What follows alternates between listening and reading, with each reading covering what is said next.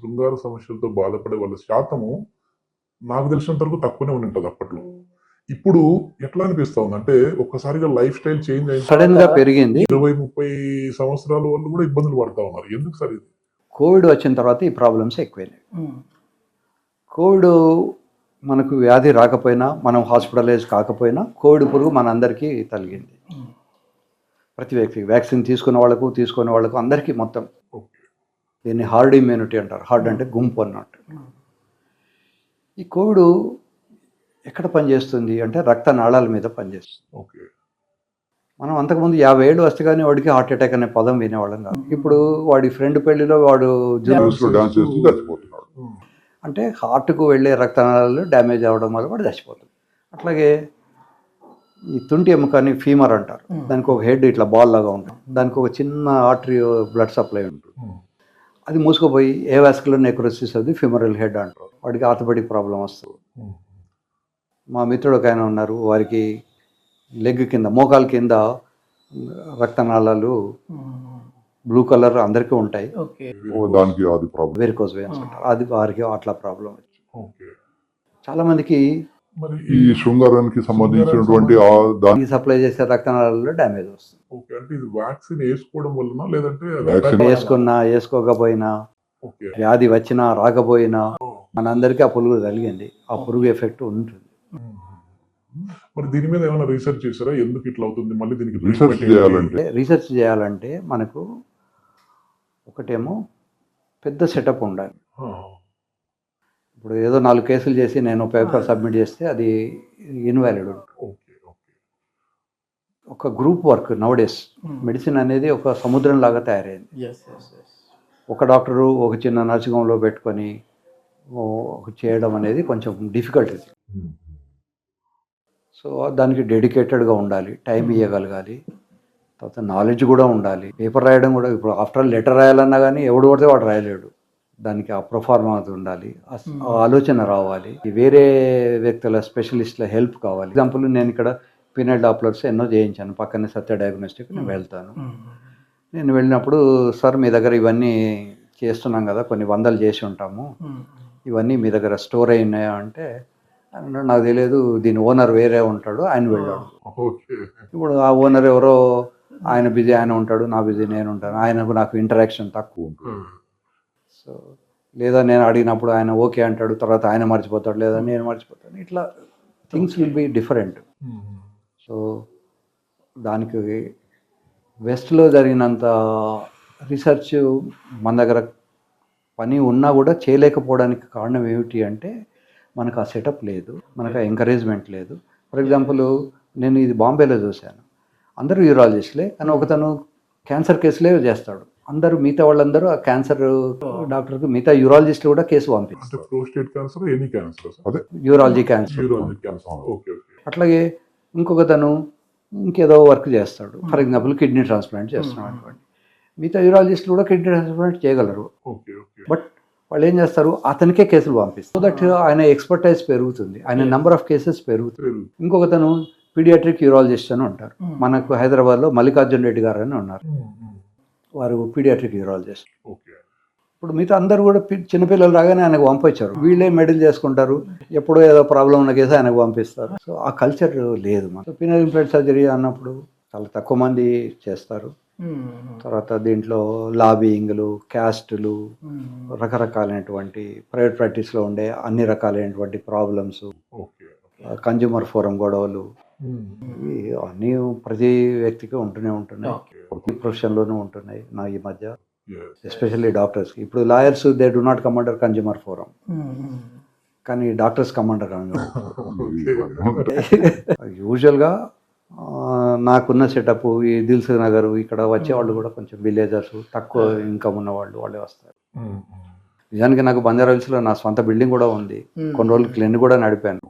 పోవడం రావడం ఇబ్బంది, ట్రాన్స్పోర్ట్, ట్రాఫిక్ జామ్స్, అందుకని నేను మానుకున్నాను, ఇక్కడే ఉంటున్నాను. ఓ కొడుకు బిడ్డ, ఇద్దరికి పెళ్ళిళ్ళు అయిపోయినాయి. కొడుకు అమెరికాలో ఉంటాడు, కోడలు క్రిటికల్ కేర్ స్పెషలిస్ట్ అని ఆమె పెద్ద డైరెక్టర్. ఆమె 25-26 ఏళ్ళకే డైరెక్టర్ అయింది. కూతురు జన సర్జను, బిజినెస్ మ్యాన్కి ఇచ్చి పెళ్లి చేశాను. ఓకే. నాకు 2 మనవరాళ్ళు, ఓ మనవడు ఉన్నాడు. సో హ్యాపీ హెల్తీ లైఫ్ ఇప్పుడు. సూపర్. అప్పుడు చిన్నప్పుడు అన్ని కష్టాలు పడ్డారు. లేదు, ఇప్పుడు కూడా కష్టపడతాను. ఇప్పుడు కూడా కష్టపడుతా ఉన్నారా? అంటే లర్నింగ్ నేర్చుకునే కష్టం వేరు. Of course. నాకు కూరగాయలు మా డ్రైవర్ తీసుకురావడం ఇష్టం ఉండదు. కూరగాయలు నేనే తెచ్చుకుంటాను. నాకు నడిచి అలసిపోవడం అనేది ఇష్టం. అందుకని నేను డ్రైవర్కి చెప్తాను, ఫలానా చోట వెళ్ళి నువ్వు కార్ పార్క్ చేసుకొని నేను వెనకాల నుంచి నడిచి వస్తాను. ఇదేంటి సార్ ఇట్లా చెప్తా ఉన్నారని ఇట్లా చూస్తారు. మొదట్లో అలవాటు అయిపోయింది. సో కష్టంతో పాటే సుఖం కూడా ఉంటుంది. Yes. వీలైనప్పుడు నేను కూడా జిమ్కి వెళ్తాను. Oh. ఏజ్ నన్ను ఎవడో చూసి నవ్వుతారు అనే ఫీలింగ్ నాకు లేదు. ఇది డెఫినేషన్ ఏమిటంటే శరీరత అయితే శరీరం, అంటే నశించిపోయేది శరీరం. అట్లని చెప్పి దీన్ని మనం కావాలని డ్యామేజ్ చేయకూడదు. ఉన్న రోజులు దీన్ని చుక్కగానే పెట్టాలి. చనిపోయిన తర్వాత మనం అగ్నికి ఇస్తాం. అగ్ని అనేది ఒక దేవుడు. ఆ దేవుడికి రోగాలతో ఉన్న శరీరాన్ని ఇవ్వద్దు. Yes. దేవుడికి మనం ఇచ్చేది ఎప్పుడు మంచి పండే ఇస్తాం. దేవుడిది ముందర పెట్టు. Oh. మన శరీరం కూడా ఆరోగ్యంగా హెల్దీగా పెట్టి దేవుడికి ఇచ్చేయాలి. ఓకే. బాగుంది సార్. రోడ్డు మీద మన రోగాలు పడి మంచం మీద పడి మలమూత్రాలు అన్నీ అంటించుకొని ఒక పనికిరాని కర్రను తీసుకెళ్ళి అగ్నిదేవతకి ఇవ్వకూడదు. అది నా కాన్సెప్ట్. సో ఉన్ననాళ్ళు ఎంజాయ్ చేయండి, హ్యాపీగా ఉండండి, హ్యాపీగా ఉంచండి వీలైనంత వరకు. సో యూరాలజీ ఆండ్రాలజీ సైడ్ వచ్చినప్పుడు ఎందుకు ఇది తీసుకుంటా ఉన్నావు అంటే అని అనలేదా ఎవరే కానీ? ఎందుకంటే ఇప్పుడే మేడం అన్నారు అని చెప్పేసి మీరు అన్నారు, మీరు ఈ వర్డ్ వాడతారు. సో ఎందుకు అంటే ఎట్లా ఉన్నది? రిలేషన్స్ కూడా మొదట్లో చూసేవాళ్ళు. మా అమ్మాయి నన్ను ఎక్కడికి వెళ్ళినా కూడా, డాడీ నువ్వు నీ కార్డు విజిటింగ్ కార్డు ఇవ్వద్దు, యూరాలజిస్ట్ అని చెప్పేవాళ్ళు. Okay, that's all. లైఫ్లో we have to accept it. ఎందుకు వెళ్ళాను అంటే ఎక్స్‌ప్లాయిటేషన్ చాలా వచ్చింది. నేను డాక్టర్ల పేర్లు చెప్పదలుచుకోలేదు, కానీ వాళ్ళు టీవీలలో ఛానల్స్లో చేసేది తక్కువ, చెప్పేది ఎక్కువ ఉండేది. ఓకే. ఓకే. ఈవెన్ టుడే చాలామంది కబుర్లు చెప్తారు. కబుర్లతో నడవదు, సర్టిఫికేట్తో సంసారం నడవదు. యాక్చువల్గా వాడు చేస్తేనే సంసారం నడుస్తుంది. సో దీన్ని ఎక్స్‌ప్లాయిటేషను విపరీతంగా అయిపోయింది. క్వాలిఫైడ్ డాక్టర్స్ దీన్ని పట్టించుకోవట్లేదు ఈ సబ్జెక్ట్ మీద. సో ఎస్పెషల్లీ లో క్లాసు, మిడిల్ క్లాస్ వాళ్ళకు ఇది అందుబాటులో లేకుండా పోయింది. ఉన్న వాళ్ళందరూ బంజారా హిల్స్, మెహదీపట్నము, లేకుంటే అటు వెస్ట్ సైడ్ ఆఫ్ ది సిటీలో ఉంటున్నారు, కానీ ఎవడు ఇటు సౌత్కో ఈస్ట్కో రావడానికి ఇష్టపడుతుంది.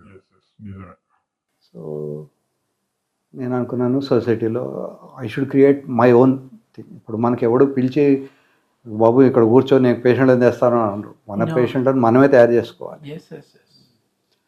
సో మొదట్లో క్వాలిఫైడ్ డాక్టర్స్ పంపించేవాళ్ళు కాదు, పేషెంట్లు నా దగ్గరికి వచ్చేవాళ్ళు కాదు, వచ్చినప్పుడు డబ్బులు ఇచ్చేవాళ్ళు కాదు. ఊరికే 2 గోళీలు రాసి ఇచ్చినందుకు డబ్బులు ఇవ్వాలా అని తిట్టిపోయేవాళ్ళు కూడా ఉండేది. ఓకే.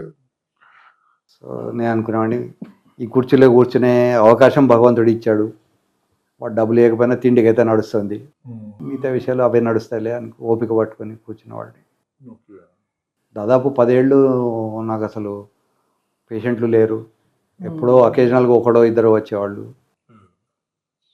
ఎట్లా వచ్చినా కూడా నేను నిండుకుండా తొణకదు అని, ఓకే ఈ టైం దొరికింది కదా అని నేను ఇక్కడ భగవద్గీతను ఇంకేదో చదువుకునేవాడిని.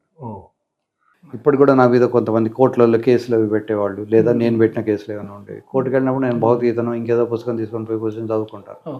ఎందుకంటే కోర్టులో చాలా కాన్సన్ట్రేటెడ్గా కూర్చుంటాం. వాడు ఎప్పుడు పేరు పిలుస్తాడో తెలియదు, పేరు పిలవగానే పరిగెత్తుకొని లోపలికి వెళ్ళాలి. సో అంత చుట్టూ అంతా అరుస్తుంటారు, ఏదో శబ్దాలు ఉంటాయి. సో వీడి మొహం వాడి మొహం చూస్తుంది. కేసు దేని గురించి సార్? ప్రాపర్టీస్ ఉన్నప్పుడు చాలా ఉంటాయి, తర్వాత పర్సనల్ ఇష్యూస్. పర్సనల్ ఇష్యూస్ ఉంటాయి, ఎన్నో ఉంటాయి.